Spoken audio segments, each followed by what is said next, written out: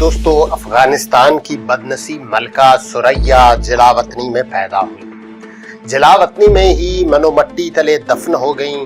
وہ اپنے وطن سے کہیں آگے تھیں۔ یہی وجہ ہے کہ ان کی سوچ آج بھی زندہ ہے۔ اپنے 10 سالہ دور سلطنت میں ملکہ ثریا افغان خواتین کے لیے جو کام کر گئیں اسے تا دیر یاد رکھا جائے گا۔ ملکہ اپنے دور کی صاحب بس خاتون تھیں، لیکن وقت اور حالات نے انہیں افغانستان کے لیے بہت کچھ کرنے کی مہلت ہی نہ دی۔ ملکہ ثریا کے والد بھی جلاوطن رہے اور شوہر نے بھی زندگی کے بھیانک دور دیکھے۔ ثریا ترزی کے لحاظ سے جانی جاتی تھیں۔ ملکہ پشتون شاہی خاندان بارک زئی کی شاخ محمد زئی کی دری سے تعلق رکھتی تھی۔ ان کی والدہ اسما خانم کی معروف مسجد کے امام مسجد محمد صالح الفتل افندی کی بیٹی تھی۔ بادشاہ امان خان کی اس ملکہ نے ملک شام کے مرکزی شہر دمشق میں جنم لیا، جہاں ان کے والد سردار محمود بیگ اپنی اہلیہ اسما ریشمہ خانم کے ساتھ جالا وطن تھے۔ دمشق ان دنوں خلافت عثمانیہ کا حصہ ہوا کرتا تھا، جہاں ثریا نے اسلامی تعلیمات کے علاوہ جدید مغربی علوم میں بھی ملکہ حاصل کیا۔ انہوں نے دوران جلاوطنی کئی یورپی ممالک کے دورے کیے۔ انہوں نے نظام تعلیم اور دیگر ڈھانچوں کو اسٹڈی کرنے میں کافی وقت صرف کیا۔ امان اللہ خان کے والد حبیب اللہ خان اکتوبر 1901 میں تخت نشین ہوئے۔ ان دنوں بے شمار افغان مختلف ممالک میں جلاوطن تھے۔ بادشاہ کی اولین کوشش تمام جلاوطن افغان باشندوں کی ملک واپسی تھی۔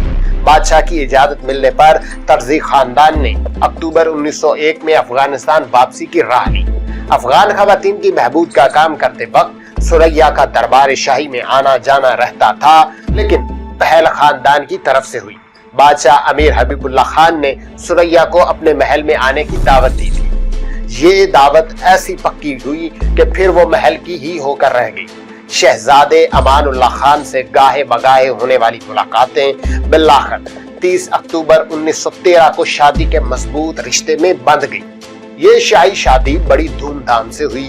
اس کے قیام میں باغ کو انجام پائی اور امان اللہ خان 20 نومبر 1919 کو امیر بادشاہ کے جلیل القدر پر فائز ہوئے۔ ملکہ شاہی محل میں ایک زندگی گزار رہی تھیں، جس کو انہوں نے قیدی کی زندگی سے باہر نکلی اور شوہر کے قدم سے قدم ملانے کو ترجیح دی۔ امان اللہ خان نے ہر بڑے کام میں انہیں ہمیشہ اپنے ساتھ پایا۔ متحرک ملکہ ثریا نے افغانستان کی برسوں پرانی روایات کو بدلتے ہوئے شاہی خاندان سے باہر امور سر انجام دینا شروع کر دیے۔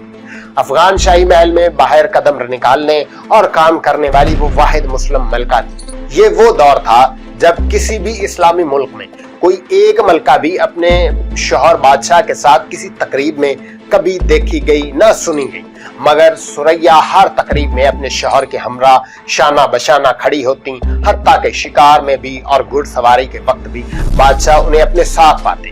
کابینہ کے اجلاس ملکہ کے بغیر ادھورے تھے۔ مردانہ وار کام ان میں شامل تھا۔ بعض وزراء بھی انہیں پیار سے ثریا شہزادہ خانم بھی کہتے تھے۔ بادشاہ کتنے فخر سے اپنی رعایا منتخب کرتے تھے۔ آپ کا بادشاہ میں ہوں، لیکن شاہی وزیر تعلیم کا قلمدان میری بیوی اور آپ کی ملکہ ثریا کے قابو میں ہے۔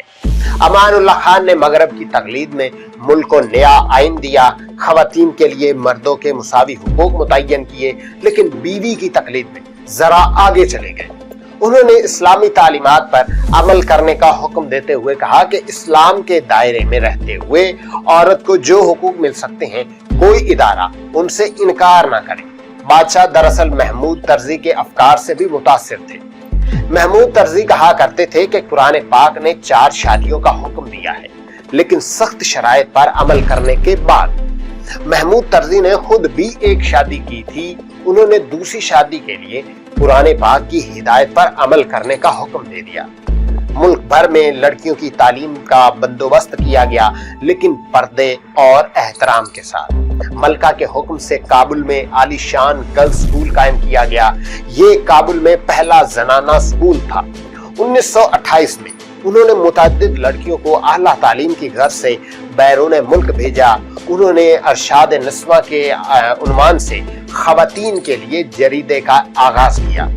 ملکہ کے کام کے پیش نظر بادشاہ کو ایک تقریب میں کہنا پڑا، اسلام خواتین کی عزت کے لیے مردوں کو بھی نظریں نیچی کرنے کا حکم دیتا ہے۔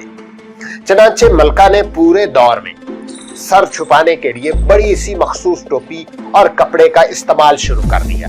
3 مئی 1919 کو امان اللہ خان نے برٹش انڈیا پر حملہ کر دیا، لیکن افغانستان کی آزادی حاصل کرنے میں کامیاب رہے۔ برطانیہ نے جنگ مسلط کرنے اور نو آبادیاتی نظام کے خاتمے کا مطالبہ کرنے پر امان اللہ خان کو سبق چکھانے کا فیصلہ کیا۔ متعدد دستاویزات میں افغانستان کے داخلی امور میں برطانوی مداخلت کے شواہد ملے ہیں۔ امان اللہ خان سابق سوویت یونین کے قریب تھے۔ مئی 1921 میں انہوں نے سابق سوویت یونین کے ساتھ دوستی کے معاہدے پر دستخط کیے۔ برطانیہ کو روسی حملے کا بھی خدشہ تھا، لیکن اس وقت برطانیہ ان کا کچھ نہ بگاڑ سکا۔ بادشاہ برطانیہ سے اپنے مطالبات منوانے میں کامیاب رہے۔ 1927 اور 28 میں سابق ملکہ ثریا اپنے شوہر کے ساتھ یورپ کے دورے پر تھی۔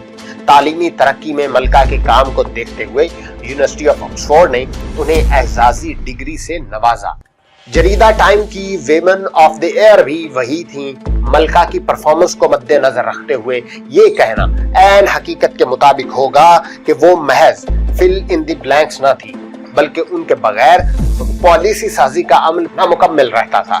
ہر بڑا تعلیمی فیصلہ ملکہ کی توجہ اور رضامندی کا محتاج تھا۔ ملکہ کی تحریک نے مخالفین میں بھی بیداری کی لہر پیدا کر دی۔ 14 نومبر 1928 کو ملک میں خانہ جنگی شروع ہو گئی، جو تھمنے کا نام نہیں لے رہی تھی۔ لاتعداد جانیں ضائع ہو گئیں۔ چنانچہ 13 اکتوبر 1929 کو امان اللہ خان ملک گیر ہنگاموں سے بچنے کے لیے تخت و تاج چھوڑ کر اپنی ملکہ کے ساتھ انڈیا چلے گئے۔ شاہی خاندان کی جلاوطنی سے خانہ جنگی ختم ہو گئی۔ انڈیا میں تھوڑا عرصہ قیام کے بعد اگلی منزل دمشق تھی۔ دمشق سے اطالوی حکومت کے دعوت پر انہوں نے 17 جون کو روم میں مستقل سکونت اختیار کر لی۔ وہیں 68 برس کی عمر میں 20 اپریل 1968 کو آخری ہچکی لی اور خالق حقیقی سے جا ملی۔ ملکہ اور ان کا شوہر دونوں جلال آباد کے شاہی قبرستان میں خاک ہوئے۔ ان کی سب سے چھوٹی بیٹی پرنسز انڈیا آف افغانستان کے لقب سے مشہور ہیں۔ وہ افغان حکومت کی جانب سے یورپ میں اعزازی ثقافتی مشیر ہیں اور انہوں نے افغانستان میں سماجی ترقی کے کئی منصوبے شروع کر رکھے ہیں۔ دوستو، یہ کہانی تھی ملکہ ثریا کی۔ اگر آپ کو مزید ویڈیوز چاہیے تو آپ ہمارے چینل کو لازمی سبسکرائب کر کے بیل آئیکن پر ضرور کلک کریں۔